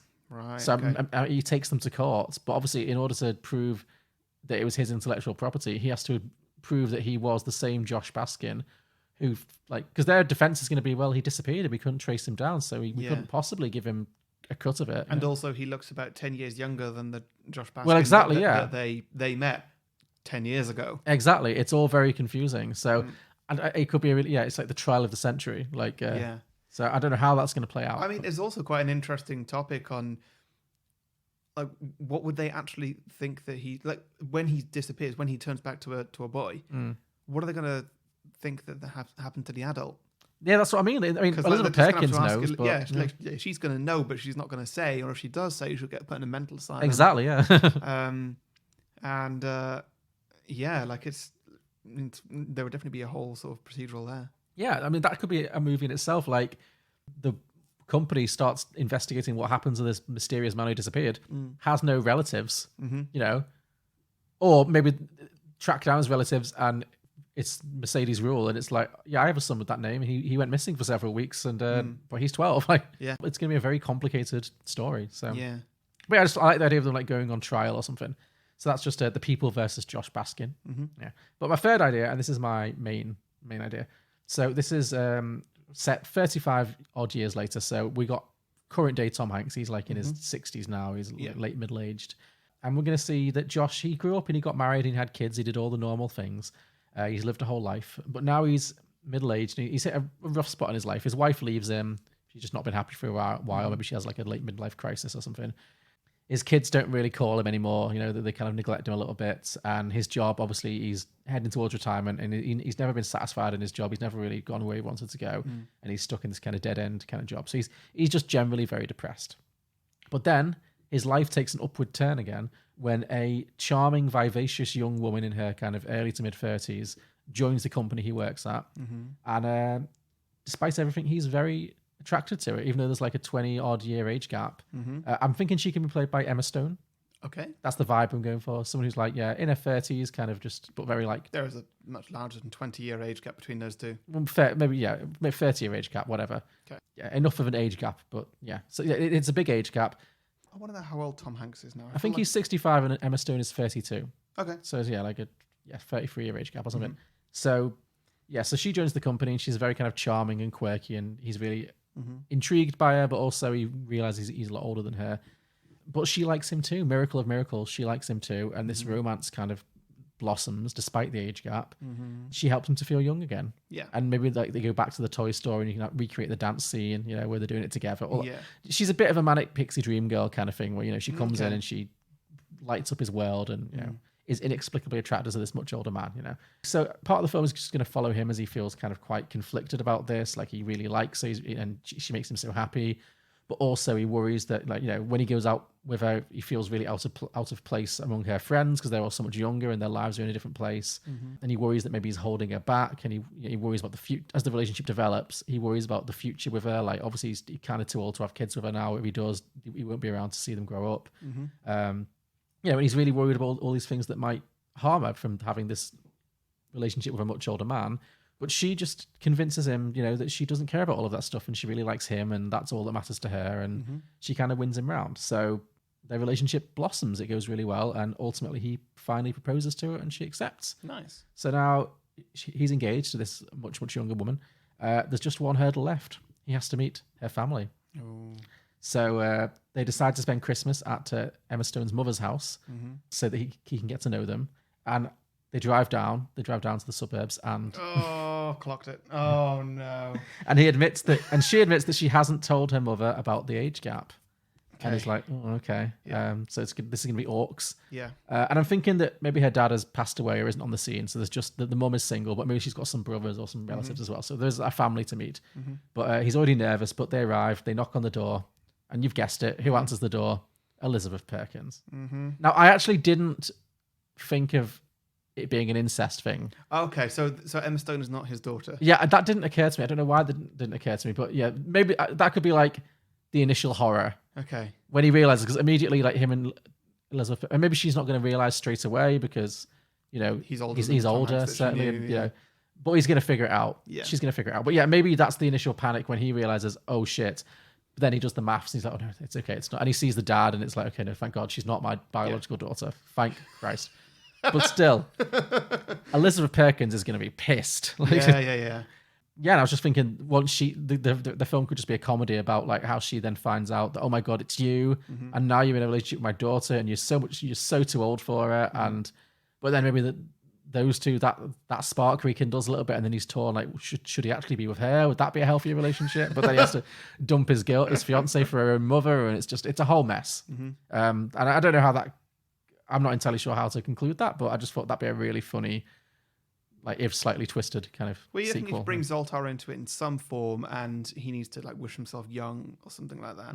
So that he's young, so he can be suitable for Emma Stone. Yeah. Yeah, that's a bit too easy. I don't know. Yeah. I feel like there needs to be more of a conflict. Yeah. Yeah.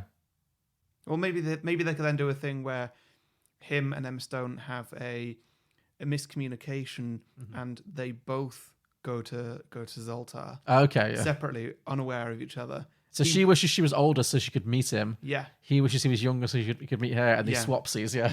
Yeah. And then she's like 65 and she's wasted 30 years of her life on a stupid wish, and he's back to being 30 and he's like happy as a clam. This is great. Yeah. He's running But around. maybe he's like, oh, kind of not attracted to you anymore. Oh dear. Not really into older women. Yeah, Sorry. yeah.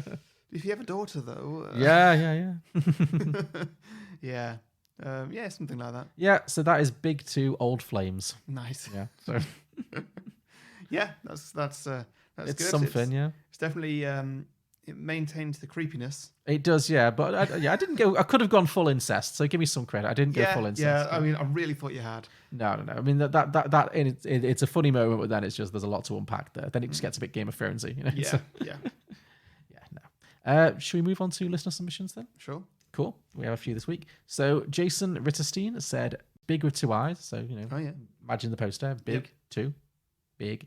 You'd really need to explain, like if you put that on a poster, it's Roman numerals, I get it, but Yeah. you'd really need to explain that. I think if you need to explain the title, it's already not worked. But Yeah.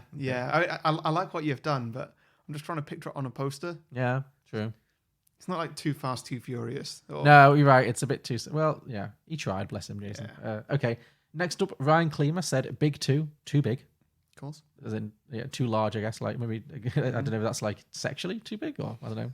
That could be the porn version. Who knows? Dennis Fanning said, bigger. I'm going to steal the idea from the unproduced pilot for the big TV show that they acted out on Dead Pilot Society. I didn't know about this. The wish-granting machine... So I guess this is what the sequel would have been if it had actually been produced. It would have been a TV series. The wish-granting machine is still out there granting wishes, and all kinds of wishes from other kids who don't grasp the consequences are made. A great big world reeling from... Oh, this is your sequel. A great big world reeling from unintended problems. So it's kind of like your idea, but instead of it being adult Tom Hanks and Billy doing this, it's just more kids making stupid wishes. And what would that... I mean, I should also give credit on my idea. This is the idea that I had, but I also realized halfway through that I think it's basically the plot of the second Wonder Woman movie. Oh yeah, just people. I've not. Yeah. Yeah, I think that's basically just like everyone gets wishes and the world goes crazy. It's not an uncommon theme. Yeah. But yeah, in this version, it's just kids making wishes, not adults. So there we go. Melissa Becker said the obvious one would be grown-up Tom Hanks wishing he could be a kid again. Right. So yeah, that could be a fun movie in itself if like Tom Hanks now wished himself into being a teenager and then he had to relive that, and then he realized that was actually very difficult. You know, it's a new generation. You know, kids are a lot more woke these days. There'll be all kinds of things that you'd have to be navigating that as a 12-year-old he had no idea about. Oh, you could be an old person trying to be cool, like down with the kids. You could basically be you in the body of a kid. Yeah, you could be you, an old man trapped in a young person's body. Yeah. Oh, That'd be great. That would be very good. That'd be really fun. That's genuinely, if they were to make a sequel today, that would be the direction, I think. Yeah. Mike Carey said, medium. A sensible kid wishes to be slightly older, but not too much. Be specific in your wish making. Kyle Becker said, Josh hits a rough spot in his mid-60s. I mean, really, he should have been better with his wishes because, like, not just he should have said, I want to be 3 inches taller. Yeah. Rather than big. He should have also said, because, like, the boyfriend of the girl that he fancied, well, he drives. Yeah. So you should have wished to, like, well, I wish I had like a really fancy car and the ability to drive it. That's more than one wish, though, isn't it? You can't multi-pack them. I wish to be the kind of person that girl fancies. Interesting. That's very open to interpretation, for sure. Sure, it is, but it will get the job done. Sure, okay. Yeah, that could work. I mean, ultimately, that's what he wanted. That was his goal, yeah.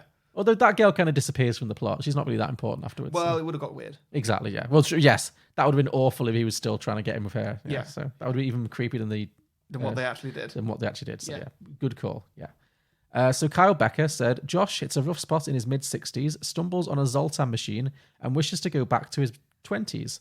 Using CGI de-aging tech on Tom Hanks, we can watch him go crazy when he realizes how good he had it and eventually goes back. I mean, his son, Tom Hanks' son, Colin Hanks, looks remarkably like him. He's like 40 now, though, but still. Okay, sure. Still, yes, I agree. You could you can make a 40-year-old look 30. That is easier than making a 60-year-old look 30. You're right. That could be a way to go. Definitely, yeah.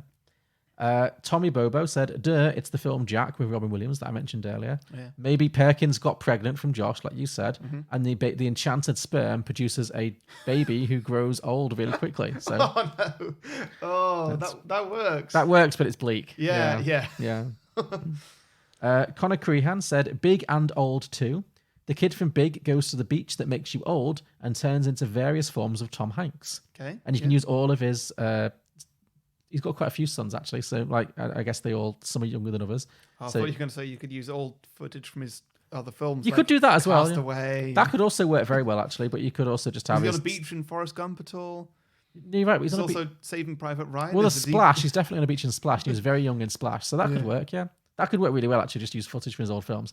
Or you could have his acting sons play him at various ages. That could work too, yeah. Brandon Cummings said, Old Boy. Okay. Old Boy, big old boy. Gary J. Kaufman said, Zoltar hooks up with Josh's mom. What? Josh struggles to get on with his new stepdad. It's called Big Step. So that's a twist. That's something for sure, yeah. The Contrarians at Contrarian Prime said, at the end of the film, Susan, Elizabeth Perkins, asks Josh to look her up. So of course he does. He spends his teen years obsessed with her and the memory of their romance, which has eclipsed all the other relationships in his life. So 30-year-old Josh Baskins is finally off to find Susan in Desperately Seeking Susan, which is the name of a famous film starring Madonna. So sure. There you go. I didn't know that. But, no, but very good. Good pun work there. And finally, Joseph Finn just said, a montage of Elizabeth Perkins' decades of therapy after realizing she has unwittingly had sexual relations with a child. Big is creepy as hell. Yeah, it absolutely is. Fair. But still a very enjoyable film. I will defend it. So thank you, everybody, for those sequel ideas. We ask for your listener submissions every week, a few days before we record, by putting posts out on Facebook and Twitter where you can post your ideas. So make sure you like and follow our pages if you don't want to miss out. To listen to more episodes of Beyond the Box Set, you can subscribe and browse our back catalogue on any podcasting platform, including Apple, Spotify, Google Play, and many others, on all of which you can also leave us a review if you so wish. It does help us to stay up there in the rankings.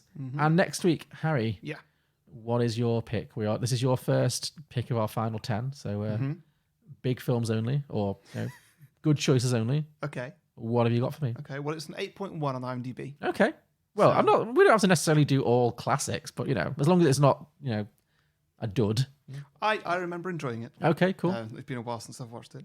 It's got Elizabeth Banks in it. Okay. Jennifer Garner. Okay. Amy Adams. I'm drawing a blank. Christopher Walken. I'm still drawing a blank. Tom Hanks. Catch Me If You Can? Leonardo DiCaprio. Catch Me If You Can? Yeah. I've never seen it. Have you not? Never seen Catch Me If You Can. Cool. And it's directed by Spielberg as well. Great, okay. So... well, that should be a mark of quality. Yes. I'm looking forward to watching this. Okay, cool. No, I'm excited. I hope it's good, and I hope you don't mind it. It's 2 hours 20. Oh, God. Well... Fine. We're trying to like get through these. So yeah. Well, if it's a good film, A good film is a good film. and it's well paced, and I mean the actors have all got great charisma. Sure. No. Okay. I'm on board. In general, I don't remember what they have in this film. Okay. No, I'm on board. That should be a good choice. Yeah. So listeners, join us next week for Catch Me If You Can. Thanks for listening, everybody. See you later. Next time. Bye. Bye.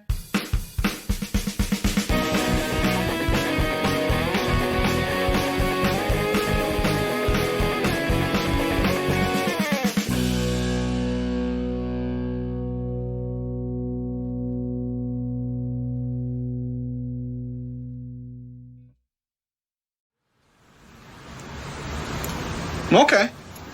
But I get to be on top.